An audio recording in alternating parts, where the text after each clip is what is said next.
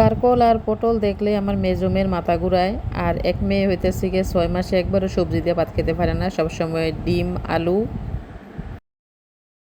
আমার বড় মেয়ে হোস্টেলে থাকে, প্রতিদিনের রুটিন হয়েছে আলু আর গিয়া পাঙ্গাস মাছ, আলু তেলাপিয়া মাছ, আলু আর ডিম। তো আমার মেজো মেয়ে পটল আর কারকল দেখলে হের ভালো লাগে না, হের মাথা ঘুরায়, ভাত খেতে ইচ্ছা করে না। তো এই কারণে আজকে আমি পটল দিয়ে 2টা রান্না করবো, দেখি মাথা কতটুকু ঘুরায়। তো পটলটি প্রথমে কাইটা তারপরে আমি লবণের পানিতে ভিজাই রাখছিলাম 2 ঘন্টার মতো। পটলটি কিন্তু আস্তে আস্তে ছিল, আমি মাঝখান দিয়ে একটু ছোট ছোট করে কাটে নিয়েছি। তো লবণের পানিতে ভিজাই রাখলে ভিতরে একটু লবণ ঢুকবো, এই কারণে আমি একটু লবণ দিয়ে ভিজাই রাখছিলাম। তো হালকা করে একটু ভাজা নিলাম, ফ্রাই প্যানে সরিষার তেল দিয়ে হালকা করে একটু ভাজি যখন আমি উড়াই নেবো। আসলে ভিডিওটা বড় করতে গেলে বড় হয়ে যায়, কারণে সংক্ষিপ্ত আকারে করার চেষ্টা করলাম। তো আমার পটল ভাজা শেষ হয়ে গেছে, এখন দিয়ে দিলাম হইলো 1 মুঠ পেঁয়াজ। তো পেঁয়াজ আমি একটু লাল করে ভাজা নেবো। তো ভাজা এখানে প্রথমে দিয়ে দিলাম একটু রসুন বাটা, সামান্য একটু আদা বাটা, তারপরে দিয়ে দেবো হইলো আমি সরিষা। আজকে আমি সরিষা দিয়ে করবো একটা, আর একটা করবো ভর্তা। তো এখানে আমি 1 চামচ সরিষা দিয়ে দিলাম। আমার হাতের কাছে যেই সরিষা ছিল আমি ওই সরিষাটাই বাটছি, আমার বাসায় কালো সরিষা ছিল। তো কাঁচামরিচ সাথে দিয়ে আমি সরিষাটা বাইটা নিয়েছিলাম। এখন দিয়ে দিলাম সরিষা দিয়ে একটু ভালো করে কষাই নেবো।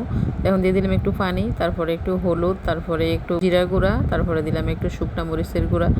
যেহেতু আমার সরিষার মধ্যে কাঁচামরিচ ছিল, এই কারণে আমি গুঁড়া মরিচটা একটু কম দিলাম, দিয়ে একটু কষাই নিলাম। এখন দিয়ে দিলাম পটল আর মশলা আমি একসাথে একটু ভালো করে কষাই নেবো, যাতে মশলার ঝাঁঝটা ভিতরে ঢুকে পটলের। এই কারণে আমি কষানোর সাথে সাথে কিন্তু পটল দিয়ে দিছি। যেই পানিটুকু আমি মশলা কষাতে দিছিলাম ওই পানিটার মধ্যে আমি রান্না শেষ করলাম। তো আমার রান্নাটা মোটামুটি শেষ হয়ে গেছে। এই রান্নাটা করতে বেশিক্ষণ সময় লাগে নাই, আমার 10 মিনিটের মতো সময় লাগছিল। তো আমার রান্নাটা শেষ হয়ে গেছে, এখন আমি নামাই নিলাম, নামাই একটা বাটির মধ্যে নিয়ে নিলাম। এখন আমি বাকি যে পটলটি আছে ওই পটলটিও ভাজা নেবো।